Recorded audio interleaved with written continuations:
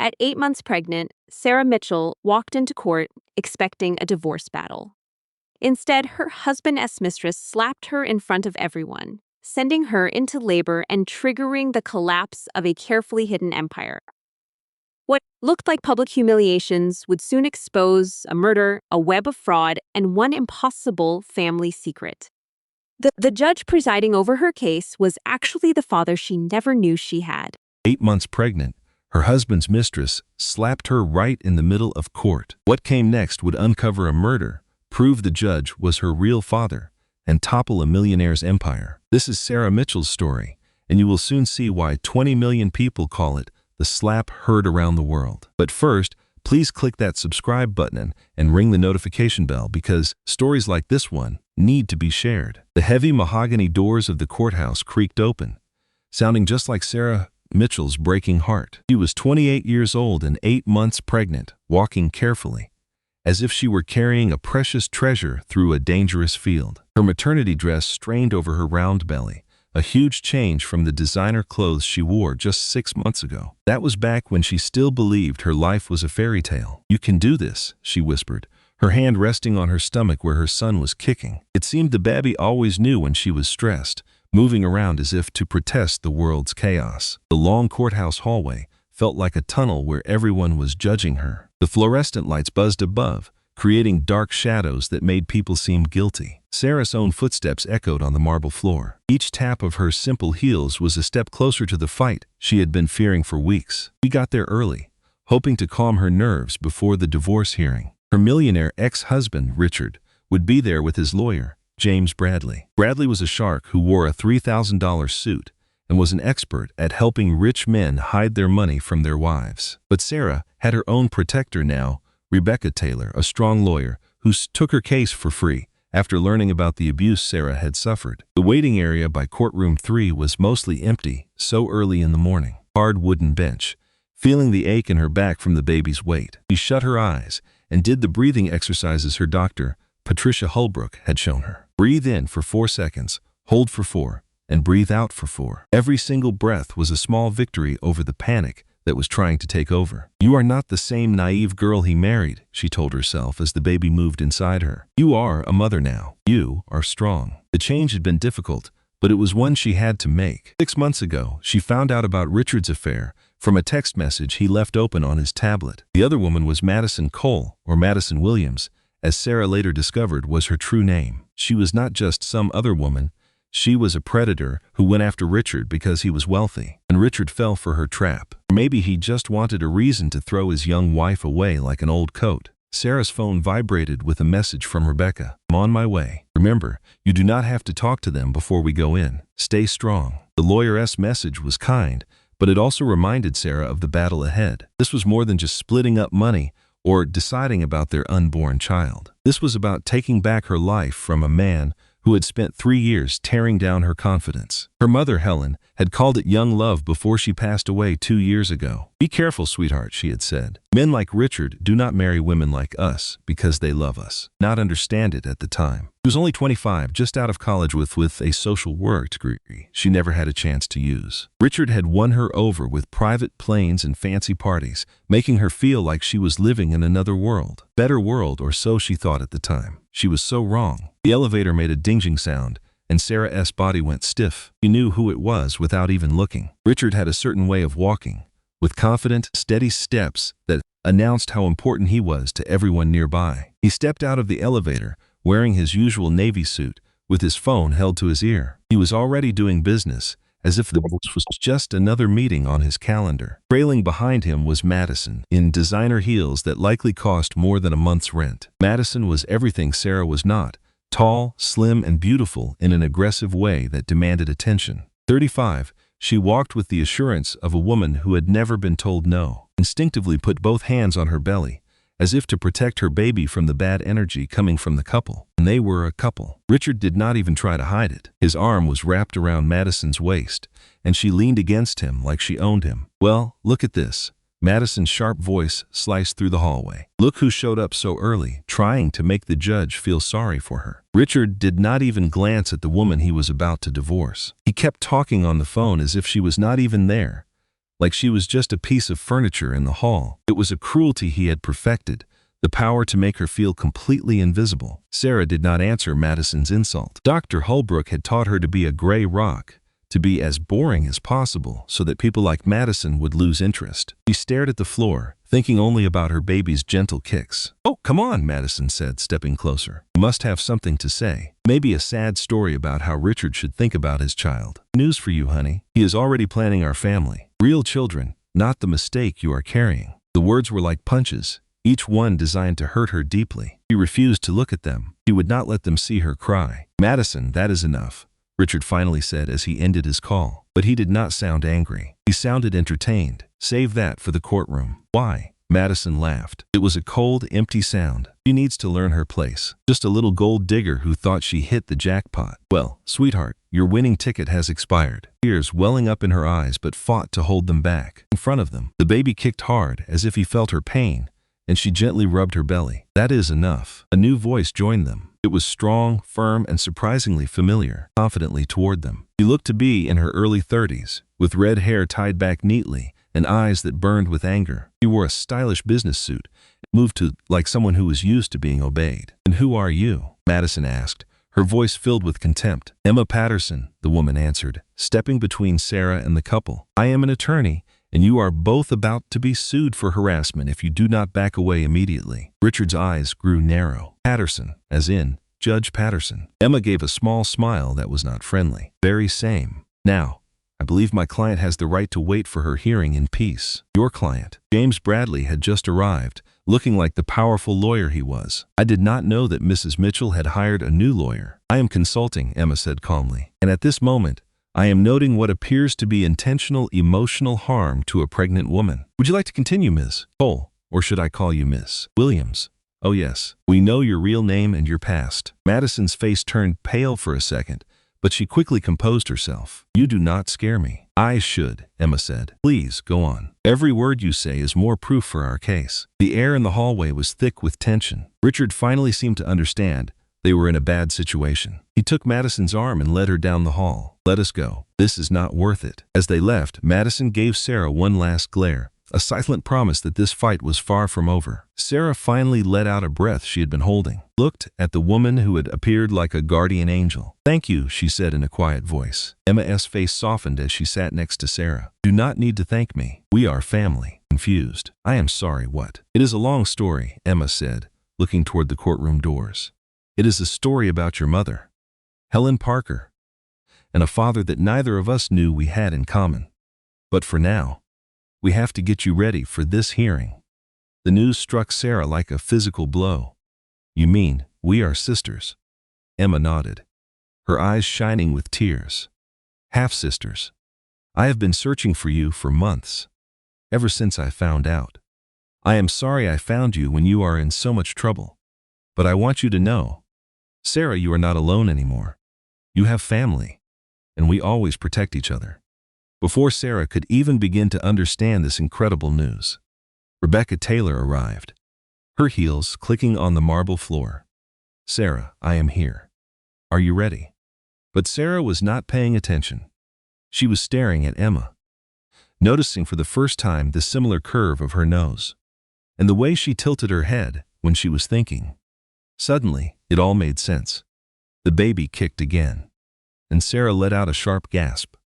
"Are you all right?" Both women asked at the same time.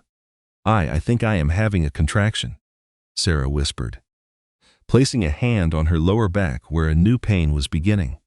"That feels like more than stress," Rebecca said, her voice filled with worry. "The day has been a lot. Let us get you some water." Emma was already on her feet, grabbing a paper cup and heading for the fountain. Just then, the large courtroom doors swung open and a bailiff appeared. "Mitchell versus Mitchell. Judge Patterson will see you now." Sarah's heart stopped. "Judge Patterson.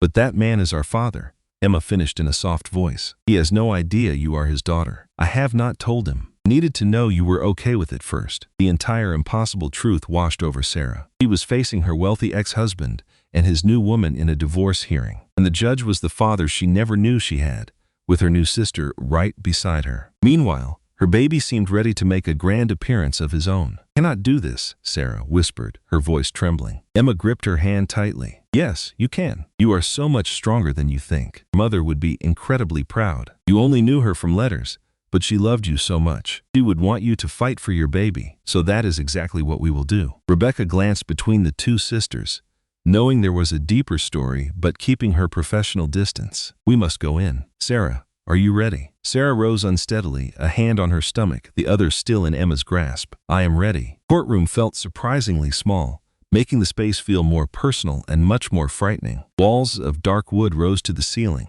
and sunlight streamed through tall windows, painting long shadows on the floor. An American flag stood in a corner, a quiet observer of the day's events. Judge William Patterson sat at the bench, looking powerful in his black robes. He was in his late 50s, with silver hair and sharp blue eyes that missed nothing. Sarah couldn't help but study his face, looking for a family resemblance or any sign of the connection Emma promised. "Please be seated," Judge Patterson commanded, his voice shaped by 30 years of authority. "We are here to hear the case of Mitchell versus Mitchell, docket number 4739. I see all parties, and their lawyers are here." Richard and Madison were at one table with their lawyer, James Bradley. Madison had no right to be there.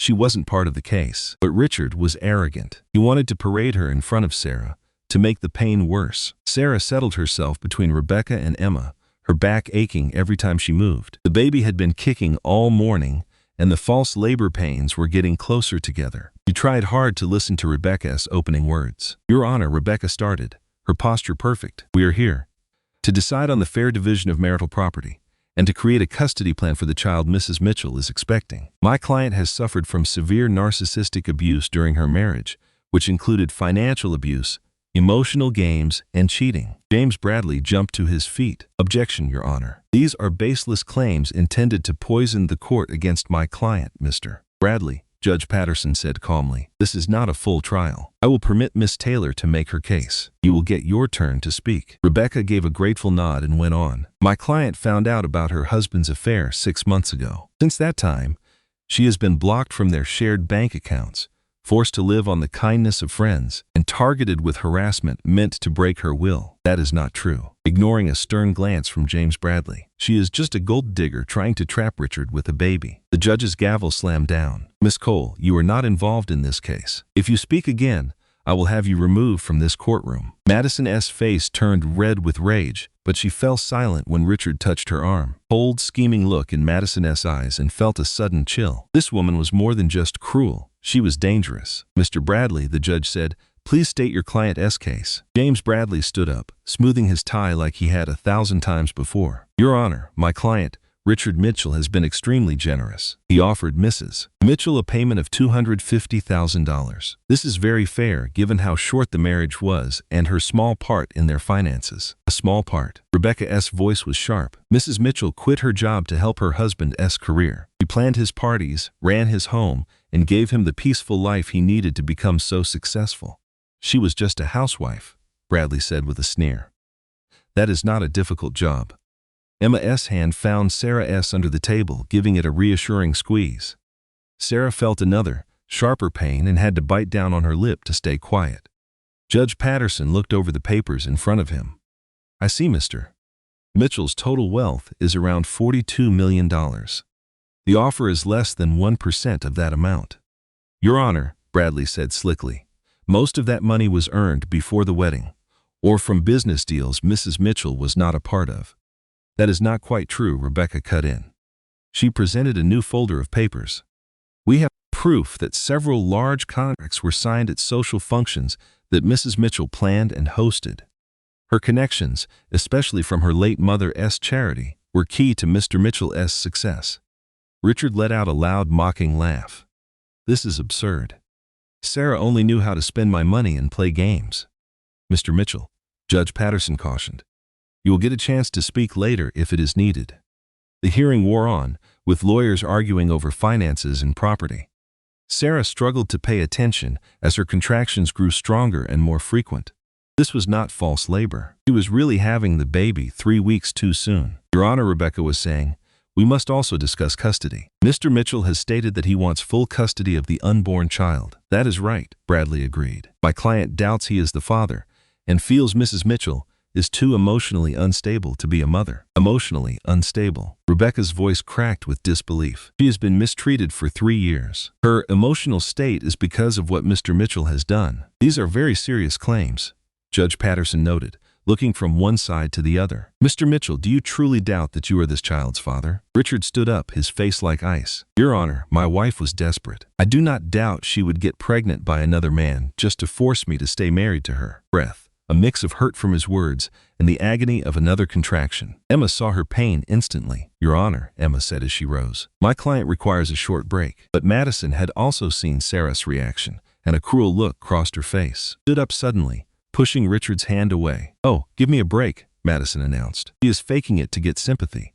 just like she has faked being a victim all this time. Miss Cole, sit down now, the judge commanded. But Madison was not listening. He marched around the table straight for Sarah, her face a mask of pure anger. You worthless little nobody. You think you can have Richard's money. You think that baby is going to keep him with you. Time seemed to slow down. Madison lifted her arm, and before anyone moved, she struck Sarah hard on the cheek. The slap echoed in the quiet room like a firecracker, hands flying to her stomach to shield the baby. Emma caught her just before she fell. A sharp cry of pain escaped Sarah's lips as a powerful contraction took over her body, followed by a sudden warm rush of liquid. My water, Sarah cried out. My water just broke. The room exploded into chaos. Judge Patterson was on his feet, yelling for security guards. Rebecca was on her phone, calling 911. Emma held Sarah close, her eyes blazing with fury as she stared at Madison. You just hit a pregnant woman in front of a judge, Emma said in a dangerously low voice. You have ruined your life. Madison's face went pale as she understood what she had done. I did not mean to. She made me do it. Security, arrest Miss Cole for assault, Judge Patterson commanded as 2 officers ran in. His face was like a storm, his calm composure gone. Mr. Mitchell, get your companion under control. But Richard just stood there, looking annoyed by the delay. This is all quite a scene, but I am sure we can finish the hearing. Finish. Emma spun around to face him. Your pregnant wife is having a baby because your mistress attacked her, and you want to finish. She is my ex-wife, Richard said without emotion. Or she will be very soon. Groaned as another wave of pain washed over her. The contractions were coming one after another now. Too close. Baby, she gasped. Something is not right. It is not time yet. Judge Patterson stepped down from the bench, his professional mask falling away. He looked at Sarah with a gaze of intense, almost fatherly worry. An ambulance is coming, he said softly. He then turned to Emma. Look after her, Emma stated with resolve. As paramedics rushed in to help Sarah, Madison was being placed in handcuffs. Richard, help me, she screamed. Richard's reply sent a shiver through the room. You are on your own,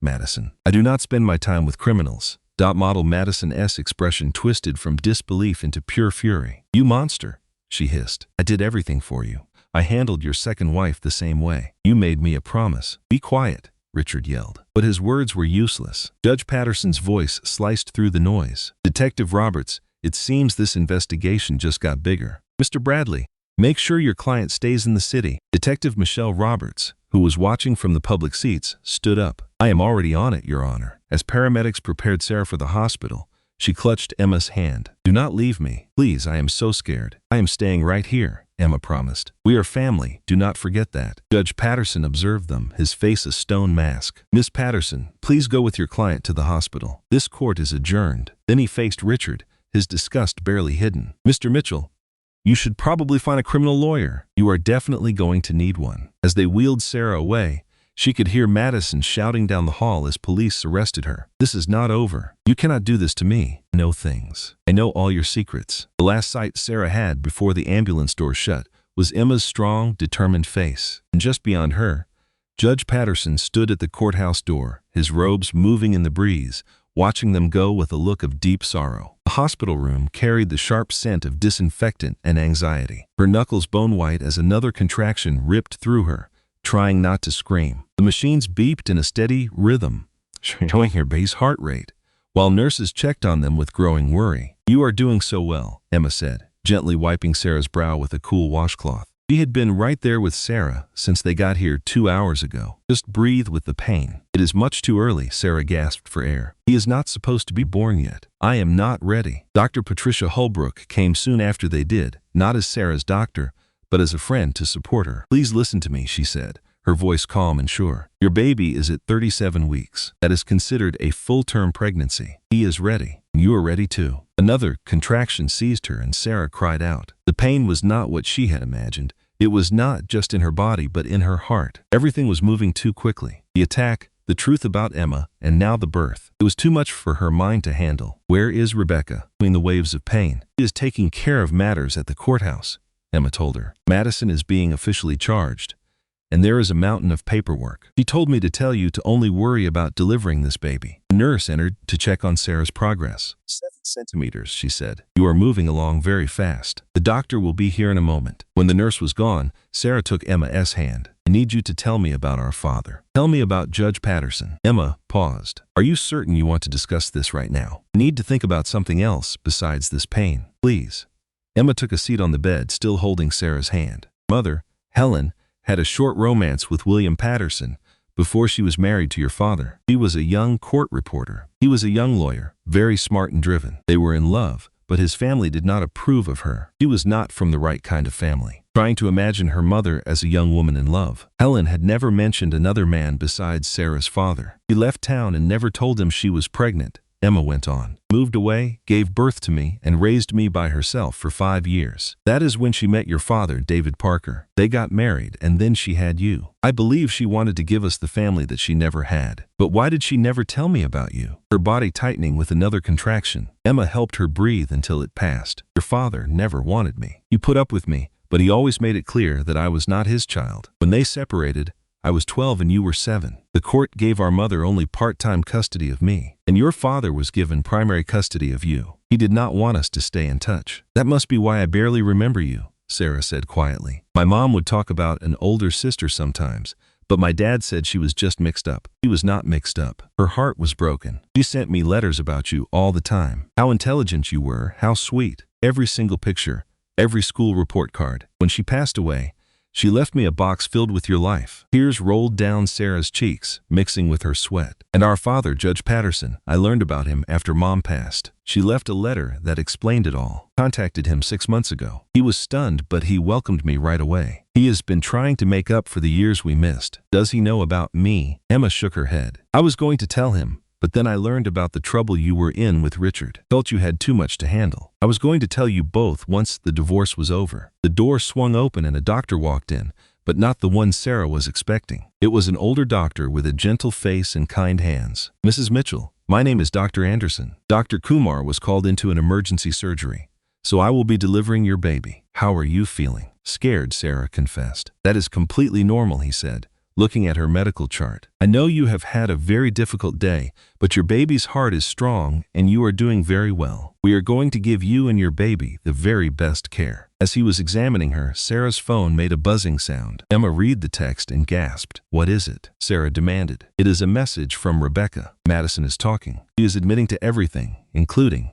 Emma stopped talking. Including what? What happened to Richard's second wife? He pushed her down the stairs while she was pregnant. The baby did not survive, and the wife took her own life. Madison and Richard concealed the whole thing. Sarah felt a wave of nausea. Oh my goodness. He was aware. He knew what she could do, and he let her get close to me. Do not focus on that now, Dr. Holbrook said firmly. Concentrate on your breathing. Concentrate on your baby. But Sarah could not stop the thoughts. The ugly pattern was so obvious now. Richard chose young women who were easy to control, used them, and threw them away for someone new. And Madison was his eager partner in crime, clearing away any person in their path. I could have been the next one, Sarah whispered in horror. But you are not, Emma stated. You are here. You are safe. And you are about to have a wonderful new baby. Another contraction arrived, this one so powerful that Sarah could not help but scream. Dr. Anderson examined her once more. 10 centimeters. It is time for you to push. The next hour was a haze of hard work and pain, with Emma holding one of her legs and a nurse holding the other. Dr. Holbrook was near her head,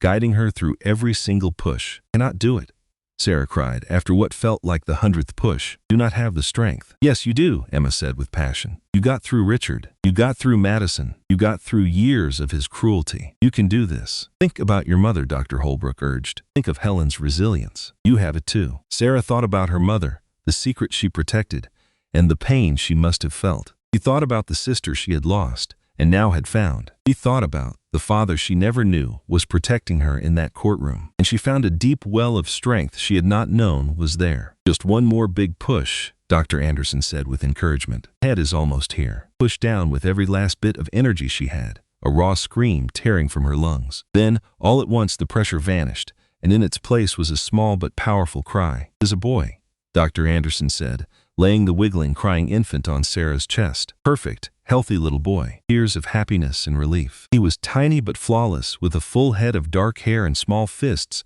that waved around as if protesting his birth. The second he was on her chest, his crying stopped, as if he knew the sound of her heart. "He is so beautiful," Emma whispered, with tears also running down her face. "What will you name him?" Sarah had not yet chosen. She had considered many names over the last few months, but seeing him now, she knew his name. "William," she said quietly. "William Patterson Parker, for both of his grandfathers." Emma's hand covered her mouth. "He deserves to know his whole story. All of it. Wonderful parts and the hard parts." Dr. Holbrook smiled at her. "Your mother would have been incredibly proud." As the hospital staff cleaned and weighed baby William, Sarah's phone started to ring. Emma took the call, walking a short distance away for privacy. When she came back, she looked very worried. That was Rebecca. "Richard has been taken into custody. Madison told the police enough to charge him with helping with a murder. And Sarah, Judge Patterson now knows you are his daughter." Rebecca had to tell him to get the emergency custody orders signed. What was his reaction? "He is coming here now, unless you do not want to see him." "No," Sarah interrupted her. "I need to see him. William needs to know who his grandfather is." An hour later, after Sarah was in a new room and William had been fed, a gentle knock came from the door. Judge Patterson came in, still wearing his court robes, his face showing so many feelings that Sarah could not understand them. He stopped at the end of her bed, seemingly unable to find the right words. His voice heavy with feeling. "I had 2 daughters. This whole time I had 2 daughters, and I never knew." "Mom did not tell you?" Sarah asked softly. He shook his head. "After Emma came to me, I wondered if Helen had more children, but I could not have imagined this." "You were in my courtroom," Sarah said to the judge. "My own daughter was in danger right before my eyes, and I had no idea. Still, you defended me." He motioned to the baby. "May I?" At Sarah's nod, Emma gently placed William into his grandfather's arms. Judge Patterson stared at his grandson, his face filled with awe. "His name is a tribute to you," Sarah said softly, "and to my adoptive dad. I want him to understand his entire family story." "Helen would have treasured this," Judge Patterson said, his voice thick with emotion. "She always dreamed our families would come together." "We are together now," Emma said, putting her arm around Sarah. "It might not be how she envisioned, but we have found each other." They sat that way for a moment, 3 generations linked by secrets and pain, but finally united in love. Sarah felt a sensation that had been gone for years. It was hope.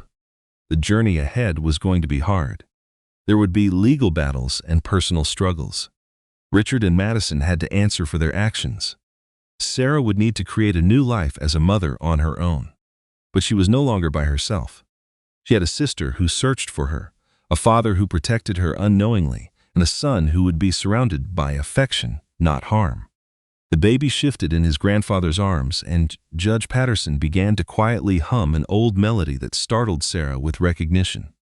Her own mother had hummed that same song. "Did Mom teach that to you?" Emma asked, clearly knowing the tune as well. "No," the judge answered gently. "I taught it to her." It seems she remembered it. In that instant, Sarah grasped that love could overcome time, secrets, and even the grave. Her mother had given her so much more than she realized: a sister's devotion, a father's justice, and the inner power to confront her abusers. 3 days following William's birth, Sarah lay in her hospital bed, finally able to sort through recent events. The small room had transformed into a safe place, filled with bouquets from supporters, and protected by hospital security, since Richard's arrest became national news. Emma came early that morning with coffee and bagels, a ritual they had quickly formed. She went about the room with a comfortable ease, opening blinds and sorting the growing stack of legal papers that appeared each day. "The media is calling it the slap felt around the world," Emma noted, holding up her phone. "The clip has gone viral." 20 million views and climbing, she added. Sarah winced. It was from a courthouse security camera. This is actually strengthening our case. Public opinion is entirely with you. They saw Madison lunge at a pregnant woman in a court of law. Even Richard's public relations team cannot explain that away. Little William stirred in his bassinet, making soft sounds, still amazed by how right it felt to be his mother. What is the latest from Rebecca? She asked. Emma's face became somber. Richard's bail was set at $5 million. He paid it right away. Madison's was set at $500,000, but no one has posted it for her, so she remains in jail and is talking about everything. Detective Roberts believes she has provided enough to imprison Richard for 20 years. They are investigating financial conspiracy and possibly murder charges related to his second wife, William, to let him nurse. I just cannot grasp that he knew, she said, thinking of when Madison confessed she had done it before. Do not dwell on that, Emma said firmly, taking a seat on the bed beside her. Concentrate on this little one and on healing. But I cannot stop thinking about it. What if I never discovered the affair? What if I had stayed with him? Would I have been his next target? Emma took her sister's free hand. But you did not stay. You were safe because of your own courage. If you had not appeared at the courthouse, I should have approached you sooner. I watched you for weeks, wondering how to introduce myself. I was terrified you would push me away. Sarah squeezed her hand. How could I ever do that? You are my sister. The sister I always wished for, but thought was just a dream. They sat in a peaceful silence for a moment, watching William. Then Emma spoke again, her voice uncertain. May I tell you why I chose to become a lawyer? Sarah nodded, sensing the importance of the question. When I was 15, I was in a harmful relationship, Emma explained. He was older, 18. Everyone believed he was flawless. Smart, a star athlete, charming. But it was different in private. He was controlling and manipulative. He cut me off from my friends, checked my phone, and told me I was worthless on my own. Broke for her sister, Emma. This lasted for a full year before our mother realized what was happening. Vicious, but I became very good at hiding my injuries. When she finally saw them, she took action right away. She went to the police station and filed a report. Then she hired the best therapist and attorney she could find. What happened to him? Sarah asked. He accepted a plea deal for a minor offense and received probation. Mom made certain everyone knew what he did. She protected me fiercely. I was even angry with her then, claiming she had ruined my life. Emma's eyes looked into the distance, lost in the past. She said something to me I will always remember. Women need to protect one another because the world is not going to do it for us. We are each other's support. That sounds just like Mom, Sarah said gently. She talked about you all the time back then. She wished you could have been there to help me. She said, sisters are meant to handle these challenges together. And now we are, Sarah added. Only 20 years too late. Emma chuckled, wiping a tear from her eye. Better late than never. A knock came at the door, and Rebecca Taylor walked in. She looked like the ultimate powerful lawyer, even though she had obviously been up all night. Good morning, ladies. And how is our little champion? She smiled at William, who was now sleeping soundly after his feeding. He is perfect, Sarah replied. What is the news? Rebecca's smile grew sharp. Oh, I have absolutely wonderful news. Richard's financial accounts are frozen while the criminal case proceeds. The accountants found millions in secret accounts he never reported. We are looking at enormous financial fraud. What does this mean for our divorce? It means you will get everything you are entitled to, and much more. But that is not even the most exciting part. Rebecca displayed her tablet. Madison's confession gave details about Richard's business dealings. It seems he was using his company to launder money for some very dangerous clients. Sarah's eyes widened. Money laundering. The Federal Bureau of Investigation is now involved. Richard Mitchell is going to fall, and he is going to fall a long way. Emma let out a soft whistle. He really believed he was untouchable. Men like him always believe that, Rebecca said, until they encounter women who refuse to be their victims. Dr. Patricia Holbrook entered the room then, carrying a small teddy bear. I hope I am not interrupting anything. I just wanted to see my favorite patient. We were just celebrating Richard's imminent downfall, Emma said with great satisfaction. Dr. Holbrook put the teddy bear into William's bassinet. How are you coping with all of this, Sarah? It has been a lot of change in a very short time. Thought about the question. Feel free. For the first time in 3 years, I feel like I can take a deep breath. Is that wrong of me? Should I feel bad? Why would you feel bad? Dr. Holbrook asked. Because I cared for him once, or I thought I did, and now his world has fallen apart. He destroyed his own world, Rebecca said with force. You simply stopped allowing him to destroy yours. She is right, Dr. Holbrook added. Your feelings are completely normal. You are grieving the ideal relationship you imagined, while also celebrating your escape from the one that was real. Judge Patterson showed up in the doorway with a bouquet of pink roses. I am sorry is now a bad time. Dad, Emma rose to embrace him. It still felt strange to Sarah to hear Emma use that word, and to witness their easy bond. How are my girls doing today? His eyes turning gentle as he looked at Sarah and William. We are doing fine, Sarah answered,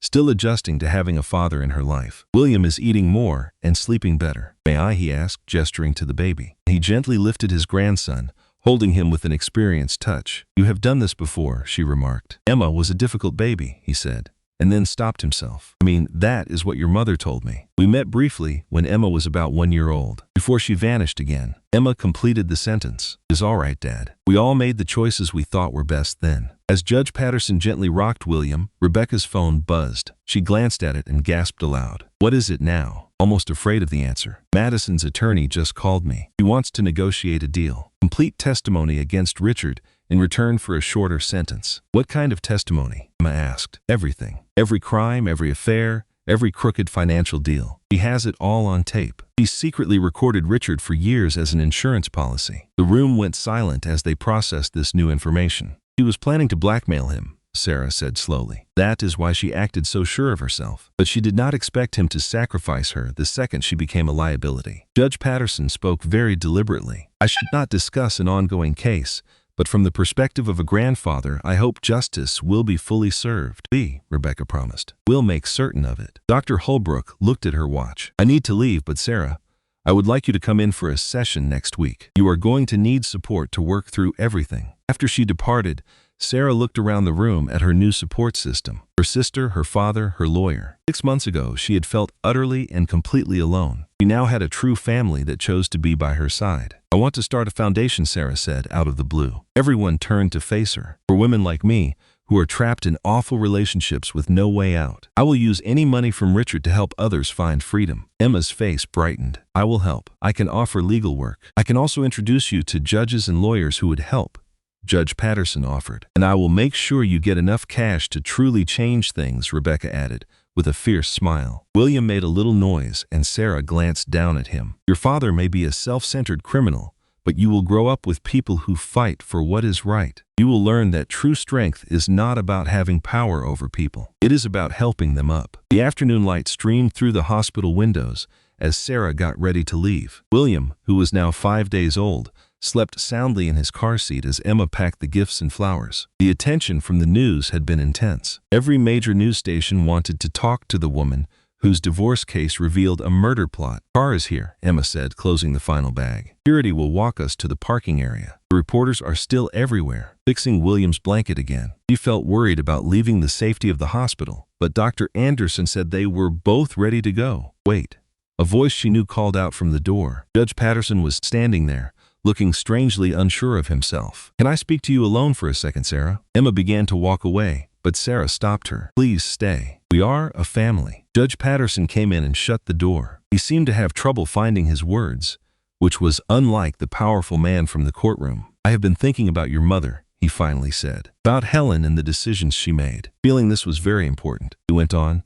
She came into my court one time. It was about 15 years ago. So you must have been 13. It was a hearing to change custody. Your father wanted to take you and move to another state. Sarah's breathing stopped. Do remember that. Dad told me Mom was being difficult. She fought so hard for you. She represented herself since she had no money for a lawyer. I did not know her connection to me back then, of course, but I do recall being amazed by her strength. Did she win at all? I said no to the move, but the custody plan had to stay the same. Your father had more money and a steady home. Your mother was having a hard time with money. His voice was full of regret. If I had only known she was the Helen I had loved. If I had known you were my child. You had no way of knowing, Sarah said softly. But I should have noticed. You have her eyes and her chin, and how you carried yourself in my court. It was just how she stood that day, with dignity through it all. Emma stepped closer to their father. Dad, you cannot keep blaming yourself for things you did not know, Sarah said gently. He looked down, saying, I had 2 daughters I never met. Helen was all alone while my career was taking off. I could have given you everything. Sarah's voice was surprisingly calm. She made her own choice. Mom was a very proud woman. She would never have taken help from someone she decided to leave.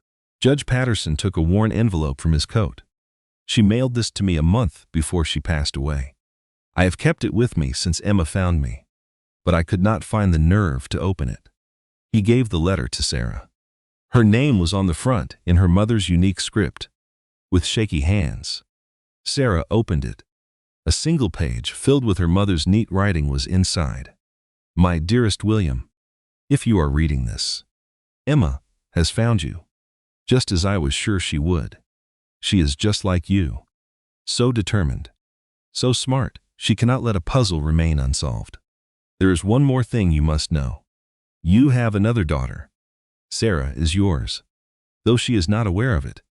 David Parker promised to raise her as his child if I stayed quiet about his secrets. It felt like the smartest choice back then. I was young and naive, and I believed I was keeping everyone safe. But I was mistaken. I took 2 daughters from you. I took a father and a sister from them. It is the one thing I regret most. Sarah is a special person. William, she has your desire for justice, but also a kindness that makes her easy to hurt. If you are reading this, it means I am gone and she is by herself. Please, if you have it in your heart, look after her. She will need to be protected, but she will not ask for it. I have never stopped loving you. Wish that one day you can forgive me. Always yours, Helen. The letter shook in Sarah's hands. She knew you two would find each other. Judge Patterson was now crying without hiding it, which Sarah guessed he did not do often. She tried to tell me so many times. We would talk on the phone and she would start to say it, then stop. Now it all makes sense. We are not able to change what happened, Emma said, her own voice full of emotion. But we are all together now. That moment, William woke up, and his little cry filled the space. Picked him up from his car seat and held him tight. Your grandson is here for you, she told Judge Patterson. We both are. It is not important how we arrived here. The only thing that matters is that we are a family now. Judge Patterson came nearer, his hand held unsurely over William's tiny head. I want to be a good grandfather and a good father, but I am not sure how. I have been a judge for so many years, gotten how to be a regular person. You kept me safe in that courtroom, Sarah told him, even when you did not know. That is what a father does. And you have been so good to me, Emma said, so patient and kind, making up for the lost years without being pushy. You girls are too kind to me, he said. But Sarah saw his relief at their words. Rebecca Taylor came in without knocking, with a serious look on her face. There is a problem. The mood in the room changed. Richard is out of jail on bail and talking to the press. He is twisting the story, saying Madison used him and that he is a victim as well. And some people believe him. Sarah felt that old familiar fear rise inside her. He is trying to take control of the story. Not while I am here, Rebecca stated with force. I have set up one interview for you, with a reporter I trust completely. We will tell your side, the complete story, then let the courts handle the rest. I am not sure I can do it. You can, Emma broke in. You are the strongest woman I have ever met. She is correct, Judge Patterson said, and you will not do it alone. We will all be right there with you. Sarah looked at William, who was staring up at her with his baby eyes. For his sake, she could do anything. Tomorrow afternoon at Emma's place. It is a neutral and comfortable space. Speaking of which, Emma said, you are both staying with me. I have more than enough space, and you should not be by yourselves. Sarah began to object, but Emma did not let her. Mom would never forgive me if I let you stay somewhere else. And besides,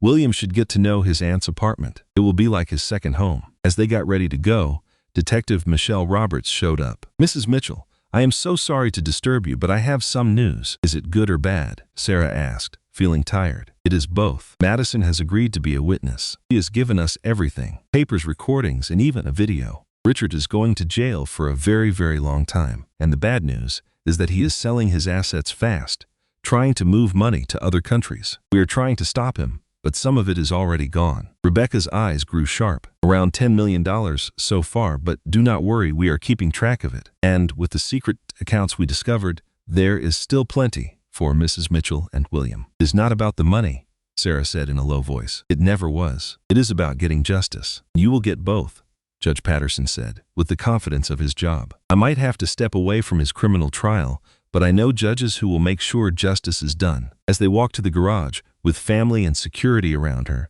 Sarah felt a surprising calm. The man she had thought she loved was a monster. But from the ruin of that marriage, she had found something so much better. Thank you, she told Emma when they got to the car, for looking for me, for being my sister, for staying strong. Emma gave her a gentle hug, careful of William. Family never gives up on each other. Mom taught us that. Judge Patterson put the bags in the car, acting more like a normal grandpa than a respected judge. Helen would be so very proud, he said in a soft voice, of the two of you. Emma's apartment was amazing. It was big and modern, but felt cozy, with pictures on every wall. Many photos were of her, ones Emma had gotten or their mother had mailed through the years. It felt like I was watching her life from a different view. "This is you at your high school graduation," Emma said, showing her a picture. Mom was so happy. She cried for a long time afterward. Sarah gently touched the picture. She looked so young and full of hope. "I believed she stayed away because she did not care. Your father did not allow her to come. She stood and watched you from the other side of the street." The interview was only 2 hours away. Rebecca went over possible questions with Sarah, but nothing could truly get her ready to share her story with everyone. William was feeding when the reporter got there, a woman in her 40s named Patricia Chen, who had kind eyes and was known for telling difficult stories with respect. "Thank you for trusting me with this," Patricia said, as she set up her recorder. "I want you to know that you have complete control. If you need to stop at any time, we will stop." Sarah nodded, holding William a little closer in her arms. Emma sat right beside her. Judge Patterson stood behind the couch, and Rebecca made sure she was in a spot where Sarah could see her for support. "Let's start at the very beginning," Patricia said in a gentle voice. "How did you first meet Richard Mitchell?" Sarah took a deep breath and began her story. "I was 25, working at a charity fundraiser. He was so charming and successful, exactly what I thought I wanted in a man. He chased after me constantly. There were flowers, gifts, and surprise trips. I believed it was romantic. Now I realize it was just love bombing." "When did things start to change?" "It happened slowly, so slowly that I did not notice it at first. He would say my friends were jealous of our relationship. He suggested I did not need to work because he could give me everything. Before I realized it, I was all alone, dependent on his money, and completely under his thumb." "Tell me about the narcissistic abuse." Gathering strength from his sweet, sleeping face. "Narcissistic abuse is tricky because it makes you question your own sanity. Richard would say I was overreacting or being too sensitive. He told me I was lucky that he even put up with me. He would ignore me for days if I disagreed with him, and then act as if nothing ever happened. And when you became pregnant, he was furious. He accused me of trying to trap him. That was when I found out about Madison." Patricia leaned in closer. "The same woman who attacked you in court?" "Yes, but I have since learned she was more than his mistress. She was his partner in committing terrible acts." "You mean in the death of his second wife?" Sarah nodded as tears began to stream down her face. "A young woman and her baby died because of them, and I could have been the next one." Emma gently took her hand as Patricia spoke again. "How do you feel about Richard right now?" Question for a moment. "I feel sorry for him. He is so empty inside that he needs to ruin other people to feel any power. But I also want him to be held responsible, not just for what he did to me, but for all of his victims. And Madison, she is a predator who found a perfect partner in Richard. They brought out the absolute worst in each other." Patricia then turned to Judge Patterson. "Your Honor, how does it feel to learn about this family connection under these conditions?" Judge Patterson cleared his throat. "It has been a humbling experience. I have spent my career delivering justice, but I could not see the injustice that was happening to my own daughter. It has made me rethink many things." "Will you be the judge in the criminal case?" "No. I have removed myself from the case, but I have full faith in my colleagues to handle it correctly." The interview went on for another hour. Sarah spoke about the slap, the emergency birth, and finding her sister and her father. By the time it was over, she felt exhausted, but also like a weight had been lifted. "I have one last question," Patricia said. "What is your message to other women who are in similar situations?" Straight into the camera they had set up. "You are not crazy. You are not too sensitive, and you are not alone. The shame does not belong to you. It belongs to the person who abused you, and you deserve so much more. There are people who will believe you, who will support you, and who will help you get away. Please, just reach out for help. Your life is waiting for you on the other side of that fear." After Patricia and her crew left, they all sat together in silence for a minute. Then, Rebecca's phones started buzzing with one notification after another. "What is it?" Emma asked. Rebecca was scrolling through her phone very quickly. "The interview does not air until tomorrow, but someone leaked that it happened. Richard is having a complete meltdown on social media." She showed them his posts, which were just angry, rambling messages. He complained about being attacked, called Sarah a gold digger, and talked about how unfair everything was. "He is destroying himself," Judge Patterson noted. "No lawyer would ever advise a client to do this. James Bradley dropped him as a client this morning, Rebecca added with a satisfied smile. Nobody wants to be connected to him now. William began to cry, so Sarah stood up to walk him around the apartment. As she walked by the window, she noticed a crowd of people gathering outside. Emma, come look at this. Emma came to the window beside her. Down on the street, women were holding up signs. They said justice for Sarah, protect pregnant women, and believe survivors. They are here supporting you, Emma said, her voice filled with wonder. They are supporting all of us, Sarah corrected her. They are supporting every woman who has been where I have been. The next morning, the interview was broadcast on the air. Within a few hours, it had millions of views. The public reaction was incredible. Thousands of women shared their own stories, offered their support, and demanded that justice be served. But the biggest victory came later that afternoon, when Detective Roberts called her. We got him, the detective said simply. The news came by phone. Richard was in custody for conspiracy, fraud, and money laundering. This time there would be no bail. He was finished, holding William close. It was finally over. Legal battle was just starting, but he was going to prison. After hanging up, she turned to face her new family. I need to go to the courthouse. Emma asked her, why? Sarah replied, to see him in cuffs, to look him in the eye. Judge Patterson stood up. Then we all go. News vans and supporters swarmed the building. As their car arrived, a path cleared for them. Women gently touched Sarah's arm, whispering words of support. Inside, they found a place where they could see Richard being brought into the building. He was in handcuffs. His expensive suit was wrinkled, and his face looked tired and worn. When he saw Sarah, he tried to rush towards her, but the officers held him back tightly. Did this to me, he yelled. You ruined everything I had. Holding William securely in her arms, with Emma and Judge Patterson on either side of her. No, Richard, you did this to yourself. Every choice, every cruel act, every crime, that was all you. You are nothing without me. You were a nobody before I met you, and you will be a nobody after I am gone. A real smile that seemed to confuse him. You are wrong. I was somebody long before you tried to break me, and I am definitely somebody now. I'm a survivor. I am a mother, a sister, and a daughter, and I am finally free. As the officers dragged him away, while he was still yelling, Sarah turned to her family. Let's go home. Outside, the crowd had grown even larger. Someone began to clap. Then another person joined in, until the sound was like thunder. Sarah stood on the courthouse steps, the same steps where her life had changed only days ago, and she raised her hand to thank them. The crowd chanted her name. You have become a symbol for so many people, Emma whispered in her ear. Then I had better be worthy of it, Sarah replied. Rebecca suddenly appeared beside them. The foundation paperwork is ready for you whenever you are. Also, Madison wants to have a meeting with you. Sarah's stomach dropped. Why? She says she has something important that she needs to tell you. It is something about your mother. The meeting with Madison was scheduled for the next week at the county jail. Sarah had struggled with the decision to go, but hearing her mother's name made up her mind. Emma insisted on going with her, and Rebecca hired security. Madison looked very different in her orange jumpsuit. She looked smaller without her designer clothes and perfectly applied makeup. Her eyes, however, still looked cold and calculating. Thank you for coming, Madison said, her voice missing its usual nasty tone. You have 5 minutes, Sarah answered coldly. Madison let out a bitter laugh. Still so proper and polite. That is what Richard liked about you in the beginning. You know, the perfect little wife who would never dare to challenge him. 4 minutes and 40 seconds. Fine. Your mother came to see me 2 years ago, caught in her throat. That is impossible. She was already sick then, but she hid it very well. She knew all about Richard and me. She had hired a private investigator. Emma leaned forward. Why would she come to see you? To warn me. And you even believed that? She wanted to warn me about Richard. She said she saw what he did to his second wife, and she suspected what we had done, and she did not want another woman to die. Sarah's hands began to tremble. My mother tried to save you. I laughed right in her face. I told her she was just a pathetic old woman whose daughter had found someone better. But then she said something to me that I will never forget. Women like you think you are predators, but you are just another victim waiting for it to happen. He will turn on you too.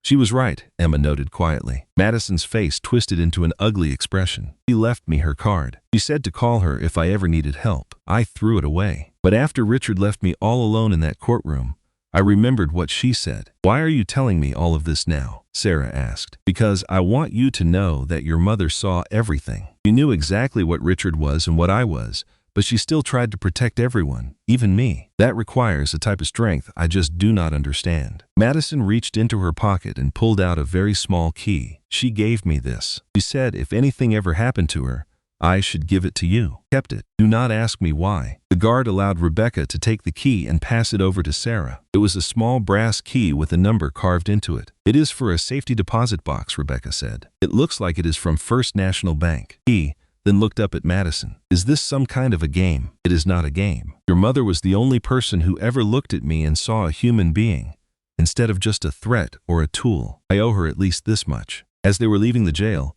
Sarah held the key tightly in her hand. We need to go to the bank right now. First National Bank was an old building downtown, filled with marble and mahogany wood. The manager recognized Judge Patterson and quickly helped them get access to the safety deposit box. Inside a private viewing room, Sarah opened the box with her hands shaking. Inside, she found documents, photographs, and a letter with her name on it. My dearest Sarah, if you are reading this letter, then it means I am gone, and you have somehow met Madison. I pray that she gave you this key, just like I asked her to, even though I know it is very unlikely.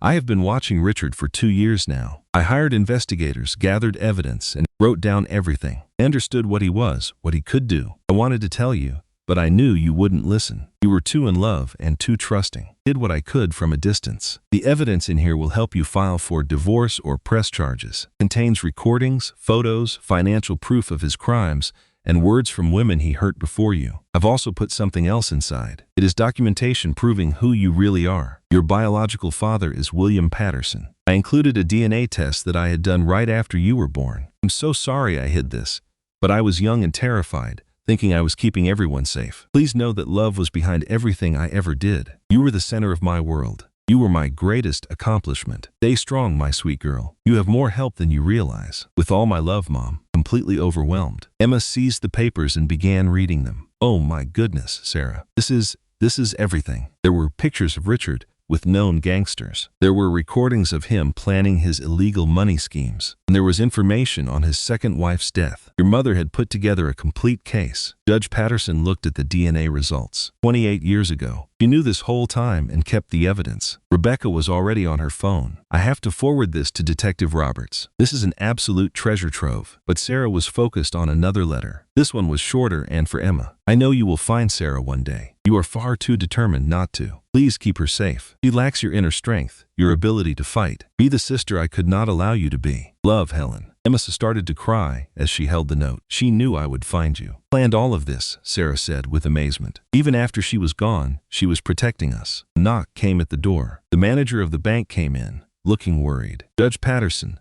a Mr. Mitchell is here. He is demanding that we give him this box. His ex-wife. He possesses no legal claim to this box. Should I phone security? Judge Patterson rose to his feet. No, I will deal with him. He stepped outside, and they heard his voice firm and icy. Mr. Mitchell, you are violating a restraining order by being within 500 feet of Sarah. You have 30 seconds to leave or I will have you arrested. They could not hear Richard's reply, only the sound of his hurried retreat. Judge Patterson came back inside. He is gone, but now he knows that we have something. Good, Sarah replied, her voice filled with a new resolve. Let him be nervous. That night, they met at Emma's apartment to sort through the box. The proof against him was overwhelming. Richard would probably be in prison for the rest of his days. Personal things hit Sarah the hardest. Pictures of her mother at her school events, recitals, even her wedding, watching from a distance. Always present, always a protector, even when Sarah had no idea. He was my guardian angel, Sarah whispered. William started to fuss, and Sarah lifted him from his little bed. Holding him, she felt her mother's spirit nearby. She felt her mother's approval and her pride. We should use this to start a foundation,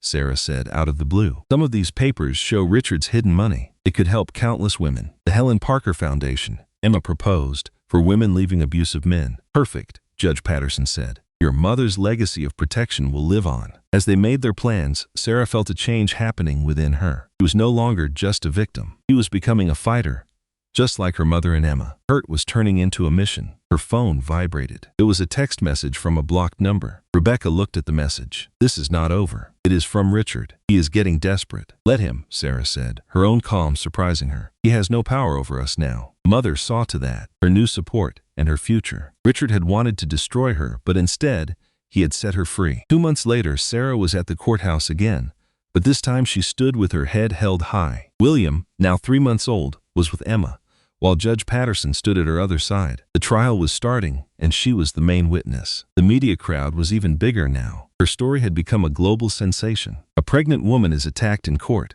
then finds her real family and uncovers a murder. The story had it all, from drama and justice to a villain everyone despised. "You do not have to do this," Rebecca said for the 10th time. "Your mother's evidence is more than enough." "I have to," Sarah said, "for my own peace and for everyone he hurt." The courtroom was completely full. Richard was at the defense table with a new lawyer, looking thin and furious. Madison was facing a separate trial and had made a deal to testify against him for less time. The prosecutor, James Morrison, was famous for his sharp preparation and tough questioning. He assured Sarah that with her mother's proof and Madison's story, a conviction was nearly guaranteed. The prosecution calls Sarah Mitchell. Sarah walked to the stand, her steps steady and sure. She had rehearsed this moment with her therapist, picturing herself as strong and calm. After taking the oath, she sat and looked right at Richard for the first time since his arrest. He tried to stare her down, but she did not look away. "Mrs. Mitchell," Morrison started, "please describe your marriage to the defendant." Sarah's voice was clear as she detailed the shift from intense affection to isolation and then abuse. She described the financial control, the mind games, and the endless criticism that wore her down. "He told me I was fortunate that he had picked me," she said, "that no one else would ever want someone so pathetic. He repeated it so much that I began to believe him." "When did you find out about the affair?" 6 months before our divorce hearing. I discovered text messages between him and Madison Cole, who also goes by Madison Williams." "And how did that affect you?" "I was heartbroken, but I was also relieved. It provided a reason for leaving that people could understand. It felt harder to explain leaving due to emotional abuse, even to myself." Morrison presented the evidence, including the pictures, recordings, and bank papers. Every item helped to show Richard as a manipulator who used his money and charm to ruin people. "Mrs. Mitchell, did you know what happened to the defendant's second wife?" "Not until Madison told me, but in hindsight, the warnings were there. Richard used to say things like, 'You do not want to end up like Caroline.' I assumed he meant divorced. I realize now he meant she would end up dead." Richard's lawyer, Paul Stevens, rose for his turn to question her. He was young and ambitious, trying to build a reputation. "Mrs. Mitchell, is it not a fact that you married my client for his money?" "No, I married him because I believed he loved me." "But you did enjoy the lifestyle his money gave you." "I enjoyed building a life with a man I thought was my partner. The money was never the most important thing." "And yet you are here today demanding a large divorce settlement." "Firmer, I am demanding what I earned after years of service as his wife, his hostess, and his support. Most of all, I am demanding support for our son, who has a right to be cared for by his father, a son whose fatherhood my client disputes." Sarah could feel Emma get tense in her seat, but she kept her cool. "Richard is fully aware that William is his son. A DNA test has already proven it. His denial is another way for him to avoid his duties." Stevens tried different tactics, but Sarah was ready. She questioned truthfully and calmly, maintaining her composure. At last, Morrison stood up again. "Mrs. Mitchell, how has this whole ordeal impacted your life?" Sarah considered her answer. "It has destroyed the person I used to be, but it has helped me become who I was meant to be. Never knew I had, never knew was inside me. And I have learned that women who help each other can defeat even the worst kinds of men." As she returned to her seat, she saw Madison being led in to testify. Their eyes locked for a moment, and Madison gave a small nod, as if in recognition. It was a predator, admitting that the prey had turned into a fighter. Madison's testimony was crushing. She laid out every crime, every scheme, and every cover-up. She played tapes of Richard talking about killing his second wife and his illegal money businesses. He had plans to ruin Sarah if she did not agree to his terms for the divorce. He said pregnant women are easy to get rid of, Madison stated, her voice empty. "One little push down a flight of stairs, and the problem goes away." The courtroom gasped. Few of the jurors looked ill. Did he ever specifically mention doing this to Sarah Mitchell? Yes, he did. She said he threatened to handle her the same way he handled Caroline. Richard leaped from his seat. "You are lying. Promise to protect me." The judge pounded the gavel. "Mr. Mitchell, control yourself or I will have you removed." "He is lying. It was her idea. She hurt Caroline." Madison smiled coldly. "I recorded you telling me to do it, Richard. Would you like me to play the recording for the court?" The room exploded with noise. Judge demanded order. but it was too late. Richard had basically confessed right there. During a break, Sarah stood in the hall with her family. William was crying, so she fed him quietly as Emma stood guard. "It is nearly over," Judge Patterson said. "He is done for." Detective Roberts came over to them. "You were incredible on the stand. Your mother would be so proud." "She is the true hero," Sarah answered. "Her proof is what will put him away." "No," Roberts said firmly. "You are the hero. You made it through. You fought back, and now you help others do it, too." The Helen Parker Foundation had already aided many women in just 2 months. Emma was in charge of the legal side. Sarah offered emotional support to others, and Judge Patterson brought in more legal experts to help. When they returned to court, Richard testified, ignoring his lawyer. His story was a jumbled mix of blaming others, saying he did nothing, and finally, angry admissions. "Fine, I cheated. Yes, I hid the money. But Caroline's death was a complete accident. Madison did not understand what I wanted." "What did you want, Mr. Mitchell?" Morrison asked calmly. "I just wanted her out of my life. I did not want anyone to get hurt. But someone did get hurt. Your pregnant wife and your child." Richard's face twisted in anger. "That was not part of the plan. Madison went too far. So you are admitting to a conspiracy." Stevens tried to object, but it was useless. Richard had trapped himself with his own words. The jury took only 3 hours to decide. Sarah waited in a quiet room with her family. William was sleeping in his carrier, not knowing how important this day was.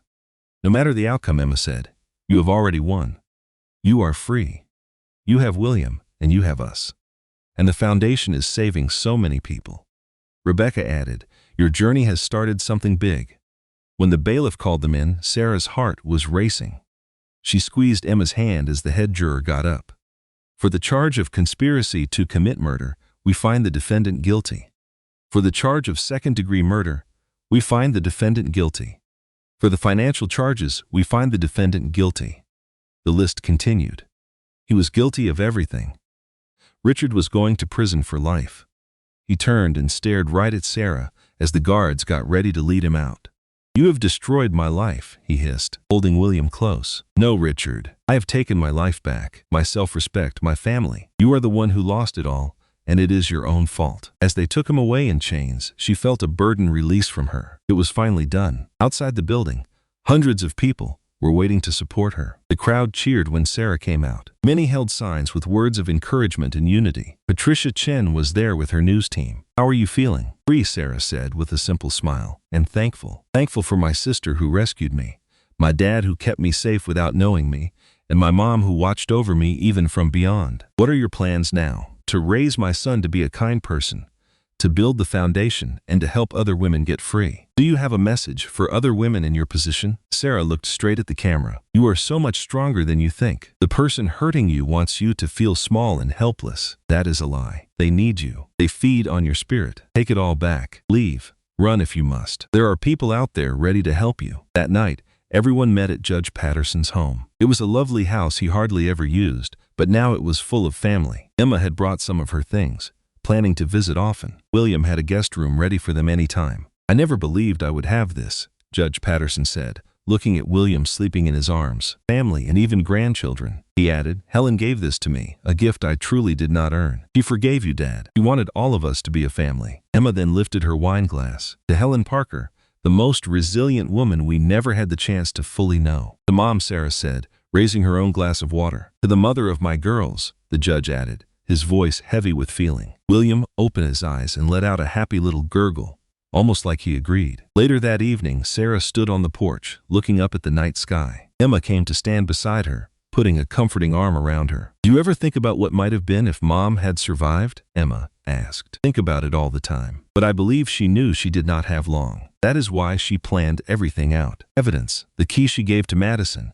even leading you to me. She was always 10 steps ahead of everyone else." Sarah let out a true, happy laugh for the first time in ages. "Richard was no match for her, or for you. You realize how amazing you are, do you not? How you managed all of this, the foundation, and raising William by yourself." "I am not by myself," Sarah cut in. "I have you. I have our dad. I have Rebecca and Dr. Holbrook, and all the women who have offered me their help." "A true sisterhood," Emma said, smiling. "The sisterhood," Sarah repeated. William began to cry from inside, and Sarah went to him. While she fed her son in the rocking chair her father gave her, she reflected on her path. The suffering had been immense, But it had made her strong. It had made her impossible to break. Her phone vibrated with a text from a woman in Texas. "Your story gave me courage. I left him today," Sarah cried. But they were happy tears. This was her mission now, not just to get by, but to help others get by as well. The Helen Parker Foundation held its first big charity event. Grand Harbor Hotel Ballroom was now a beautiful room, full of friends, survivors, and allies, welcoming everyone. William sat on her hip, wearing a little tuxedo. "You look very sharp," Emma said, walking up in a gorgeous red dress. "So do you," Sarah answered. "Has Dad arrived?" "He is inside winning over donors. It seems that judges are great at raising money." The foundation had grown very fast. They now had a team of 23, several safe houses, and had helped over 200 women leave bad situations. The news coverage from the trial had brought in a lot of money. But even better, it had raised awareness of the problem. Rebecca came over with a tall woman in a nice suit. "Meet Dr. Amanda Foster. She has a similar group in California and wants to work with us." While Sarah talked with Dr. Foster, she saw someone she knew. Detective Michelle Roberts, who was no longer a police officer, was now the foundation's security chief. "Is everything okay?" Sarah asked her softly between conversations. "Everything is fine. But there is someone here who would like a private word with you. She says she was a friend of your mother." Curious, Sarah followed Roberts to a peaceful corner. An older woman with beautifully styled gray hair was sitting there. "Mrs. Anderson," Sarah said, remembering her old neighbor. "Hello, my dear. You look lovely. Your mother would be so very proud of you. Thank you for being here." Mrs. Anderson took out an envelope. "This is for you. Helen gave it to me a long time ago. She said to give it to you when you were strong enough. I believe that day has come." Sarah's hands shook as she opened it. Inside was a picture of her mother holding baby Sarah, next to another woman holding a baby. "That is me," Mrs. Anderson explained, "and that is my daughter. We were both young mothers helping each other survive. Your mother rescued us, you know. My former husband was not a good man, and Helen helped me get away. She spoke for me in court. She let us live with her, even found me work." Sarah looked at the picture, seeing her mother in a different way once more. "You began helping women long before you came along," Mrs. Anderson went on. "Did it without any fanfare, quietly but always. This foundation of yours is not just carrying on her mission, it is making it public. I never knew. She never wanted credit, but she would want you to know. You are not just following her path, you are walking on a trail she created." As Mrs. Anderson returned to the event, Sarah just stood there, holding the picture. Her mother had been in this battle for years. Judge Patterson was suddenly beside her. "It is time for you to speak." The ballroom became quiet as Sarah walked to the stage. William was with Emma in the front row. "6 months ago," Sarah started, "I was a victim. I was hurt emotionally, controlled with money, and attacked physically when I was 8 months pregnant. Truly thought my life was ending." The crowd was completely focused on her. "But I learned a valuable lesson. Your lowest point can be a new beginning. Your darkest hour can be when things change. I was hit in a courtroom. My baby came early from the stress, and I learned my husband was a killer. But in that time, I also found my sister again. I was reunited with my father, and I learned my mother was watching over me even after she was gone." And looked out at the audience. Many of them were survivors too. The Helen Parker Foundation is about more than just escape. It is about proving that life after pain can be wonderful, a life with meaning and a life with power. We offer legal aid, a safe place to live, therapy, and job training. Most of all, we offer community, because connection is where healing begins. The entire room burst into applause. Tonight, I am thrilled to announce our newest project, the Warrior Women Program. We are teaming up with businesses across the country to create job opportunities for survivors, keep women from going back to dangerous homes. The applause grew louder. Sarah noticed several chief executive officers nodding, looking like they were ready to join. "My mother, Helen Parker, secretly helped women for many years. Today we help them openly. We do it with pride, and we do it as a team." Lifted her glass. "For the warriors here with us, the ones who got away, the ones still in the fight, and the ones we lost. We will carry your stories. We see your struggles, and we promise to never give up the fight for what is right." The standing ovation was like thunder. Sarah walked down from the stage and into Emma's arms. "Mom would be so proud of you," Emma whispered. "She is here," Sarah answered. "Feel her with me." The rest of the night was a happy mix of talking, receiving donations, and making new friends. In the end, they collected $3 million.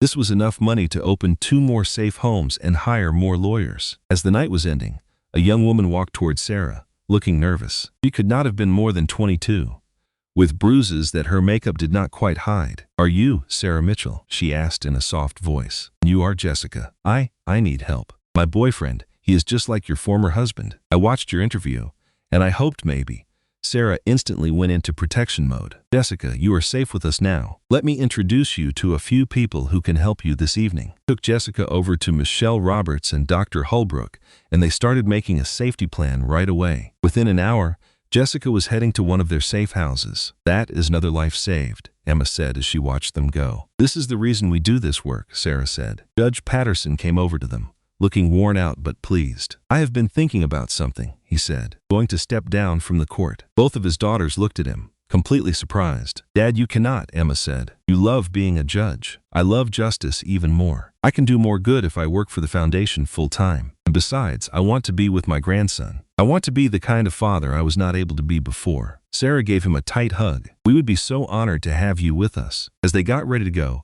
Sarah got a text message from a number she did not know. Chill ran down her spine. It looked like the scary messages Richard used to send. When she read it, her jaw dropped. It said, "Thank you for saving my life, Madison." She showed the message to Emma, who looked confused. Do you think she really sent that? I am not sure. But if Madison can see the good we are doing, then we must be making a real change, brought together by secrets, but made strong by the truth. William was sleeping soundly in his car seat, not knowing the powerful legacy he was now a part of. On the drive home, Sarah thought about what was to come. William would be raised to know that his value is not based on money or status, but on how he treats other people. He would be brought up by a community of strong women and kind men who knew that true strength is about helping others. A year later, Sarah was back in the same courtroom where her entire world had been turned upside down. This time, however, she was there to help someone else. She was supporting another woman who was divorcing her abusive husband. The courtroom had been updated, but Sarah could still see the place where Madison had hit her,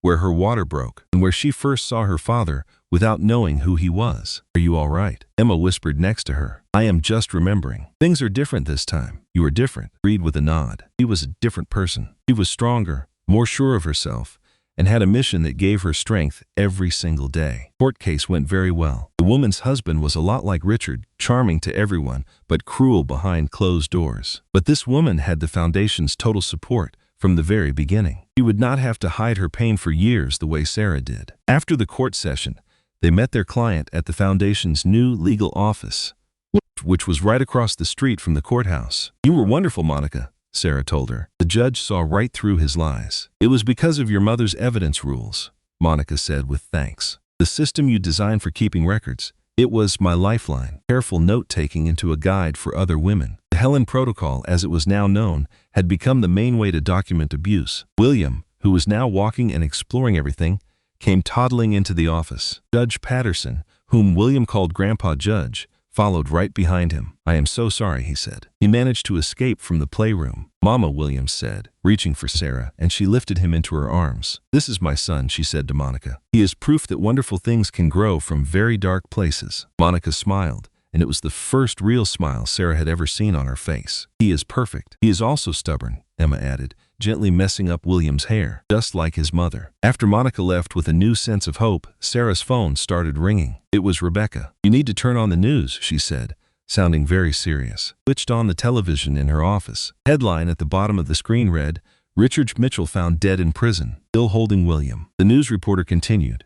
Mitchell, who was serving a life sentence for murder, was found in his cell this morning. Officials believe it was a suicide, but they are still investigating. Numb, or maybe she felt everything at once. She was not sure. Are you all right? Judge Patterson asked her softly. Do not know. I expected to feel something different, maybe relief or sadness, but I just feel empty. Dr. Holbrook, who had been watching a therapy session, walked over to them. That is a very normal reaction, Sarah. He was a huge part of your life, even though it was a painful part. It is perfectly fine to have mixed emotions. William wiggled until she put him down, and he walked over to his corner of toys. Sarah watched him play. This amazing little boy existed because of her time with Richard, but he would never have to experience his father's cruelty. He cannot harm anyone else now, Emma said in a low voice. No, Sarah agreed. He cannot. The news story went on. Madison had been moved to a mental health hospital after trying to take her own life several times. It seemed she had suffered a total mental collapse and was being tormented by the memory of her victims. I actually feel sorry for her, Sarah said, which surprised even her. She is trapped in a prison she built for herself. That night, they called a special meeting of the foundation's board. The news channels would be asking for a comment, and they had to be ready. We offer our sympathies to anyone who is mourning his loss, Sarah said to the board members. However, our mission is to keep supporting survivors and to stop these tragedies from happening again. That was very well put, Judge Patterson said in agreement. When the meeting was over, Sarah took a walk through the foundation's main office. The walls were filled with pictures and letters of thanks from the women they had assisted. There were over 300 of them now, and more were calling for help each day. She paused in front of a new painting of Helen Parker. It had been created by a survivor who found her love for art again after she escaped her abuser. "Hi, Mom," Sarah whispered. "Richard is gone. It is finally all over." Emma came and stood beside her. "Do you realize what day it is?" Sarah tried to think. "Tuesday. It is the anniversary." "It has been 2 years since the slap," Sarah laughed. "That sound would have been unimaginable 2 years ago. The slap that changed our lives. The slap that was heard all over the world." Emma corrected her. "But I like to think of it as the day our family really came together." William toddled up to them, holding a picture book. "Story, Mama." Sarah lifted him into her lap. "Which story do you want to hear?" "The dragon story. The one where the princess rescues herself from the dragon." William nodded his head with excitement. As Sarah read to her son, with her new family around her, in the building created from her mother's work, she knew something deeply. She had won. She did not just get through it. She had truly won. Richard had tried to make her feel small. Madison had tried to ruin her, and the world had tried to make her quiet. But she had come out of it all more powerful than any of them. Her phone vibrated with a text from a woman in Australia. "Your story gave me the strength to leave. I am starting my new chapter today." Then she got another one from Texas. "The foundation gave me the tools to save myself. I have been free for 1 year now." Then another message came from Japan. "We started our own Helen Parker Foundation here. We have helped 20 women find safety so far." Sarah smiled as tears ran down her face. Her mother's small actions had turned into giant waves, traveling across oceans and saving people. "Mama crying?" William asked, looking worried. "These are happy tears, my love. Mama is crying happy tears." Judge Patterson took a picture of all of them. It showed Sarah holding William, with Emma next to her, and him standing proudly behind his daughters. That photo would later become the official picture for the foundation. It showed a family that was broken by pain but put back together by love. Later that night, after William was sleeping, Sarah stood on the balcony of her new apartment. She had bought it with money she earned from her speeches and her book. The city lights glittered in the distance, a sea of stories and survivors. Emma handed her a warm cup of tea. "I am so proud of you," she said. "For what?" "For becoming the woman you are today. For refusing to let them win. You turned your suffering into a way to help people." "I had support," Sarah said. "You, Dad, Rebecca, and Mom from somewhere above. But you did the heavy lifting. You were the one who decided to fight, to recover, and to help others," Emma insisted. They stood together in a peaceful silence. They were sisters, brought together by loss, who had managed to build a beautiful new life. Just then, Sarah's phone buzzed. It was Patricia Chen, the journalist. "Incredible news. The documentary about your journey just won an Emmy. And listen to this. Calls to the abuse hotline have gone up 400%. You are saving lives." When the call ended, Sarah gazed up at the night sky, her thoughts on her mother. "We did it, Mom," she whispered. "We made a difference. Just like you always knew we would." Bright streak of light crossed the darkness. It was likely just a coincidence, but Sarah saw it as a message. Helen Parker's work continued through her daughters, and she knew her mother was watching with pride. The auditorium was filled with more than 1,000 people. Sarah stood in the wings, reviewing her notes one last time. At 33, she was one of the nation's most respected voices for survivors of domestic abuse. "Are you nervous?" Emma asked, appearing at her side with a smile. "Always, but it is the good kind of nervous. William is in the front row with Dad. He made a sign for you." Sarah peeked through the curtain and saw her son, who was now 6, holding a poster that said, "My mom is a hero," in crayon. Judge Patterson sat beside him, his face beaming with a grandfather's pride. This was more than a typical speaking event. It was the 5th anniversary of the Helen Parker Foundation, which was now a global organization with chapters in 15 countries. "Are you ready?" the stage manager asked. Sarah nodded and squared her shoulders. As she walked onto the stage, a wave of applause washed over her. She saw so many familiar faces. There was Monica, now a successful entrepreneur. She saw Jessica, who had become a counselor, and Mrs. Anderson, still active at 80. Rebecca was there, having left corporate law to head the foundation's legal team. Dr. Holbrook, who designed their therapy program now used around the world, was also there. 5 years ago, Sarah started. I was hit in a courtroom when I was 8 months pregnant. That violent act was intended to shame me, but instead it became my liberation. She recounted the story they all knew but loved to hear, about finding her sister, discovering her father, and uncovering her mother's work. But this is not my story alone. It is our story. Every survivor who left, every supporter who believed, every advocate who fought. We are a powerful chorus of voices that will not be quiet.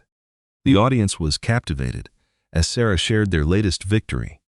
Legislation that passed in 12 states to increase penalties for domestic abuse and provide more support for survivors. The Helen Parker law was bringing real change. My mother saved people in secret. Today, we save them with pride, with volume, and without apology. We have helped over 5,000 women directly, and so many more through our programs. She stopped for a moment looking at William, who watched with the intense focus only a 6-year-old possesses. My son asked me not long ago why his father was not around. I told him the truth in a way he could understand. I explained that sometimes people make choices that harm others, and we must keep ourselves safe from them. He thought for a moment and said, "That is okay, Mama. I have Grandpa Judge and Aunt Emma and all the foundation women. That is a lot of family." The crowd laughed warmly. He is right. Family is not just blood. It is the people who stand with you. This foundation is my family. All of you are my family. As she finished, the crowd stood. William ran from Judge Patterson and onto the stage, hugging her legs. He picked him up, and he whispered something to her. What did he say? Someone from the audience called out. Sarah laughed. He wants to know if we can get ice cream after this. The audience roared with laughter. This was life after trauma, full of normal moments and silly requests, the beautiful ordinary she had fought to regain. Later, at the party, Sarah mingled with supporters and survivors. A young woman hesitantly walked up to her. "Miss Mitchell, I am Claire. I just left my husband last week. Your story saved me." Sarah took Claire's hands in hers. "You saved yourself. I just showed you it was possible. Foundation is helping me with everything. I do not know how to thank you. Live well. That is the best thanks. Live well, and then help another woman when you are ready." As Claire walked away, already looking stronger, Sarah felt a familiar warmth of purpose. This was her life's work now, helping others thrive. Emma came over with champagne. Madison's lawyer contacted the foundation. Sarah raised her eyebrows. "Oh, she wants to donate her whole trust fund to us. She says, it is blood money and we can do good with it." Sarah thought about it. Madison had been released from treatment, a shadow of her old self. Accept it, Sarah decided. That money can help a lot of women. Maybe it is her way of making amends. You have really forgiven her. I have released her. Forgiveness is different. Holding on to anger only hurts me, not her. Judge Patterson joined them, with William on his shoulders. "The mayor wants to give you a key to the city," Sarah laughed. "Do not need keys. I need funding for 3 more safe houses." "Already handled," a familiar voice said. Rebecca approached with a check. Anonymous donor, $20 million. Sarah's jaw dropped. Who? They want to remain anonymous. But they said your mother helped them once, a long time ago. They are paying it forward. Tears welled in Sarah's eyes. Even now, Helen Parker's kindness was returning. As the evening ended, Sarah stood outside the venue with her family. William was asleep in Judge Patterson's arms, exhausted from his exciting day. "Look," Emma said, pointing at the building opposite them. A massive billboard was there, breaking the silence, building the future. Below was a photo of a young, smiling Helen holding baby Sarah. "When did you do this?" Sarah asked her father. "Today. It was a surprise. Your mother should be remembered." Sarah stared at her mother's face, larger than life, watching over the city where she had quietly saved so many. "We did it, Mom," she whispered. A hand slipped into hers. Another rested on her shoulder, her father's. William stirred but did not wake, safe in his grandfather's arms. This was her family, broken and rebuilt, stronger for having been tested. The millionaire ex-husband who tried to destroy her was gone. The narcissistic abuse that had nearly broken her was a distant memory. The financial independence she had fought for was secure. More than that, she had found her purpose, her voice, and her power. Victim to survivor, to warrior, to healer. Warm breeze on a still night, a whisper of approval, a blessing for the road ahead. The Helen Parker Foundation would continue growing. More women would be saved. William would grow up knowing that strength meant protecting others, not controlling them. The abuse that had claimed so many would be broken, one survivor at a time. Sarah Mitchell had been slapped in a courtroom while pregnant, and it had changed everything, but not in the way her abusers had intended. Instead of breaking her, it had revealed her unbreakable core. Instead of silencing her, it had given her a voice that echoed across the world. As she drove home, William sleeping in his car seat, Sarah thought about the young woman she had been, scared, isolated, and convinced she was worthless. If she could tell that woman one thing, it would be this: you are stronger than you know, and your story is not ending. It is just beginning. The city lights blurred past, each one possibly representing a woman who needed help, who would find it because Sarah had refused to stay silent. Her mother had planted seeds in secret. Sarah was tending a garden in full sun. And somewhere, in a small apartment or a big house, in a city or suburb, a woman was reading Sarah's story and thinking, if she can do it, so can I. That was the real victory. Not the money from the divorce, not the justice of Richard's imprisonment, not even the personal healing, though all of those mattered. True victory was the ripple effect. The many lives changed because one woman said no more. Sarah pulled into her driveway as her phone buzzed nonstop. Women needed help, reporters wanted statements, and partners offered support. Tomorrow would be a full day. There would be more battles to fight, more women to save, and more systems to change. But tonight, she would tuck William into bed, call Emma to say goodnight, and text her father a heart emoji that would make him smile. Would stand on her balcony and look at the stars, knowing her mother was proud. She would go to sleep in a bed she had bought in a home she had earned, free from fear, full of purpose. She was Sarah Mitchell, survivor, advocate, mother and daughter. She had been broken and rebuilt herself. She was silenced and found her voice. She had been alone and built a family. And this was not the end of her story. This was simply the beginning.